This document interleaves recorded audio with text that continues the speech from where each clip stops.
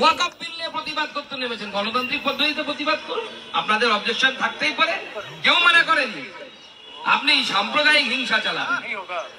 আমার তো যথেষ্ট সন্দেহ আছে সেদিন যারা এখানে জড়ো হয়েছিল তাদের একজনও যদি ঠিক করে ওয়াকফ বিলে কি আছে যদি বলতে পারে তাহলে আমরা তাদের কথা মেনে নেব। এমনকি সিদ্দিকুল্লাহ সাহেবকে যদি আমরা ওয়াকফ বিলটা ধরিয়ে দিই ইংরেজিতে পরে যদি বলি মানে বোঝানের, সিদ্দিকুল্লাহ সাহেবের পেটে বোম মারলে পরে ওই বিল কি আছে সেটা বোঝানোর ক্ষমতা সিদ্দিকুল্লাহ সাহেবের নেই। ওই মাদ্রাসা ছাত্রদের থাকে না, ওর জন্য পড়াশুনো করতে হয়, বুঝতে হয়।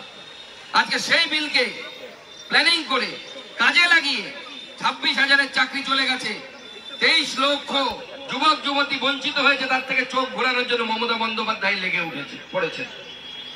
40% মুসলিম আসামে, পশ্চিমবঙ্গের থেকে বেশি মুসলিম বাস করে অসম নামক প্রদেশে, সেখানে তারা বিরোধ করছে, গণতান্ত্রিক পদ্ধতিতে বিরোধ করছে। কেউ মানা করেনি আপনারা গণতান্ত্রিক পদ্ধতিতে বিরোধ করুন, কিন্তু আজকে যেভাবে মুর্শিদাবাদকে অশান্ত করা হচ্ছে, মুর্শিদাবাদে হিন্দুদের বাড়ি ঘর, মহিলাদের শ্লীলতাহানি, বিডিও অফিস ভাঙচুর, বিএসএফ এর কমান্ডেন্টের উপরে সাহস কি ভেবেছে পশ্চিমবঙ্গের পুলিশ মারবো, যত ইচ্ছে ঢিল মারবার। পশ্চিমবঙ্গের পুলিশ মমতা বন্দ্যোপাধ্যায়ের কথাই বলবেন ওই দুধের গাইদেরকে মেরেছো কলসির কানা, তাই বলে কি প্রেম দেবো না?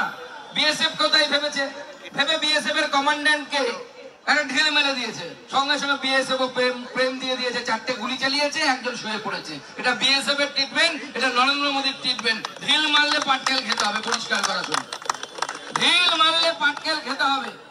মমতা বন্দ্যোপাধ্যায়কে অনুরোধ করছি, পুলিশকে নিচে নামান, পুলিশকে অ্যাক্টিভ করুন, র্যাব নামান, লাঠি চালান, গুলি চালান, কাঁদানে গ্যাস চালান, এই সাম্প্রদায়িক হিংসা বন্ধ করুন।